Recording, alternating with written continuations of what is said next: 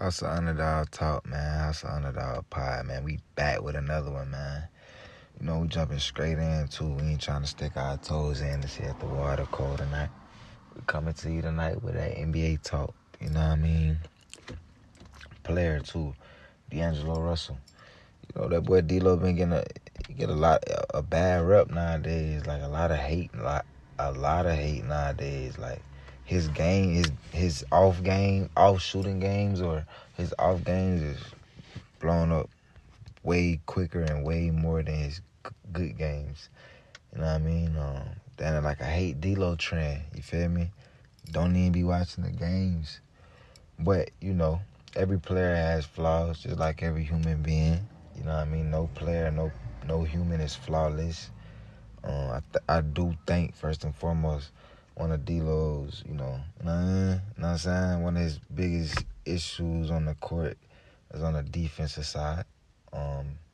Effort. He's a below average defender to me. But I don't think he's peaked in that department though. I do think D-Lo can be a better off-ball help defender. You know, being able to help on a person's drive and still be able to close out, you know, stay down, getting back to his man. You know, just extra effort plays. You know, I feel like he can get more sneaky blocks. You know what I mean? Things like that. Like I said, I don't think he peaked in that department yet, you know. But, you know, I think, to be honest, I think D-Lo offensively is very underrated in a lot of departments, you know what I mean? But this current situation, like D-Lo, like I think year 10, year 11, might be year 10 though. But D-Lo a rhythm player. And what I'm about to say is like I'm not comparing just in the same boat as far as rhythm players. Like Clay a rhythm player, you know, Curry a rhythm player. So like you asking Clay to come off the bench, it's like putting the car in, you know what I mean? Like you parking the car, you know what I'm saying? Like, and then expecting him to come in. First possession might be a catch and shoot, but the rhythm ain't there. You know what I mean? Rhythm, you got to touch the ball. Not necessarily mean you getting a lot of shots, but you got to be in motion. You know what I mean? Things in that nature. Like, so that ain't no excuse, but it's a thing that you got rhythm players in the league. You know what I mean? So I do think coaches got to understand that with D-Lo. He is a rhythm player. But I do think organizations, the same way they got skill development coaches, but they need to assign defensive player coaching, bro. I mean, you know what I mean? Defensive coaching to the players, bro, to help certain players work on specific things. I think a good organization that would assign a good defensive-minded coach to D-Lo, the same way he would have a player development, you know, in the trainer.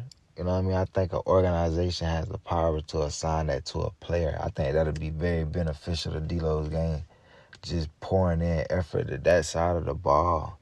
You know what I mean? I think he's an underrated playmaker. You know what I mean? Like, he's very good in the pick and roll. With any big, if we being honest. Before Jared Allen was Jared Allen, he had a good connection with him in Brooklyn. Before Zubac was Zubac, what we see with Harden now, he had a solid connection with Zubac's rookie season. Like, you know, the list go. I think the only center he didn't really look good with was, you know, it was a small sample size if I'm not mistaken, but Rudy Gobert, I think it was moments though. You know what I mean? I think he looked good with Jackson Hayes, like, you know, Christian Wood even, like stretch bigs. He looked good with Nas Reed. So he looked good with a lot of, you know, 4s and 5s, like Cat, like AD, of course, for sure. You know what I mean?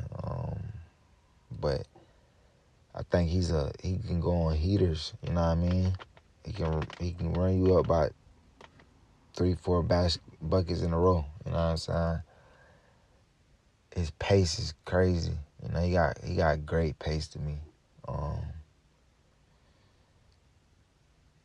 think D'Lo's a guy who can get you there, but you gonna have to, like, I think he can win you games, like, in the clutch, too. But he can most definitely get you there, for sure. Like, you know what I mean? Again, he can win you games, too, though. But he can definitely get you there. You know what I'm saying? But, yeah, I think it's just a bad rep on D'Lo, you know?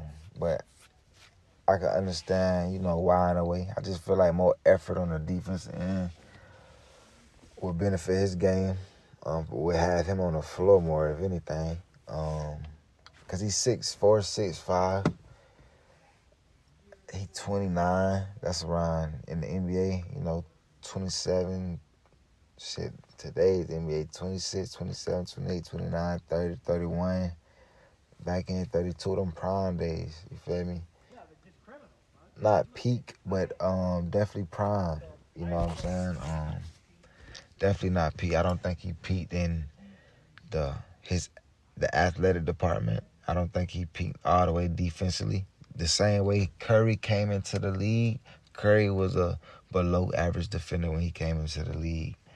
Now Curry is a, you know, average, just above average defender. Like, Curry ain't no cone, what I'm trying to say. He's not no cone. He's not no pushover on the court. Got stronger. I think D'Lo has that same potential. You feel me? But he can really be he can really improve his off-ball defense, but he has that same potential. He's 6'5". You know what I mean? He's long. But again, the organization I feel like they have the power to do that. Assign a defensive-minded coach to work on strictly his defensive fundamentals, little things, little details, film. Like, the same way they watch film on offense, they can watch film on defense. I think that'll benefit him for sure. But I think the organization has the power to assign that. But, you know, I'm just, you know, house on the dog talk, you know what I mean? But, yeah, man, D'Lo's solid, bro. He's, you know, I think he's impactful for sure. I think defense definitely decreases his, because all right, so let's get this to it. This is how bad the narratives and shit, like the D'Lo shit, it was a clip of Mike Brown and on D'Lo. Man, I'm about to play it. Y'all can hear it. It's just crazy because if you watching a game, you would know, like, during that timeout, that was third quarter, D'Lo was on a heater. You know what I mean? If you watching the game. But if you're not watching the game, you're going to think he talking about something else. So let me find this clip. Give me 1 second. You know what I mean? You know we so live with it. Overly live. I'm talking about overly live. So raw cut. Live in the flesh with it too, man. Find this clip for y'all, dog. Give me like 3 seconds. 3, 2, 1. Here we go. String some stats together. That's what it's all about. Okay? We got to box out, too. Box out. And again, we got to keep finding D'Lo together. And if you hear that, you know what I'm saying? That's in the midst of D'Lo bringing them back in the game, giving them that spark. Like I said earlier in the video, going on one of them heaters. But if you're not watching the game and you see the hate he's already getting when it comes to anything, he can have a bad turnover. That turnover is going to get blown up. You know what I mean? Mind you, that could be his only turnover of the game. But just imagine what that video was blown up as. Yes, granted, that's why I said earlier in the video, I can understand why. D'Lo is a below average defender. Like I said about Curry early in his career being a cone, D'Lo is a cone on defense. So yes, you know what I mean? You're trying to attack D'Lo. If I'm a coach, I'm trying to find that mismatch with D'Lo too. No disrespect, but if I'm a coach, I'm house underdog talk. You know what I'm saying? But But if you watching the game, he's inferring to, man, we got to put a body on D-Lo. Like, we got to get back. You know what I mean? We got to stop D-Lo. He's the offense. You know what I'm saying? And if I'm not mistaken, that same game, around the same time on the other side of the opposition with the Dallas Mavericks, they, the same way they did with the Mike Brown, you heard that. It was a video of Jason Kidd in their timeout. And he was like, and again, keep finding D-Lo. No. I'm sorry, it was either that or it was in the boat of keep finding D-Lo or give the ball to D-Lo or something like that. You know what I mean? The video's out there. I could go find it for y'all, but I don't think that was it wasn't nothing that was likes and reposts and comments about that. You see what I'm saying? That was just if you watching the game live, that's what's going on. But that ain't nothing that's going to get people to laugh and X, Y, and Z. You see what I'm saying? I just think, yeah, D-Lo get a lot of bad rep, a lot of unnecessary hate, you know what I mean? Keep it basketball, you know what I mean? He's solid, you know what I mean? He's skillful. Like I said earlier, good in the pick and roll.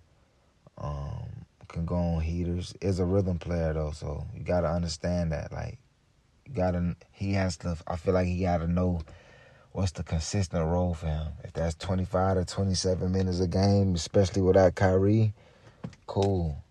You know what I mean? I think he should be a starter on this team. I actually think he meshed well with a good amount of lineups with this Dallas Mavericks team, honestly.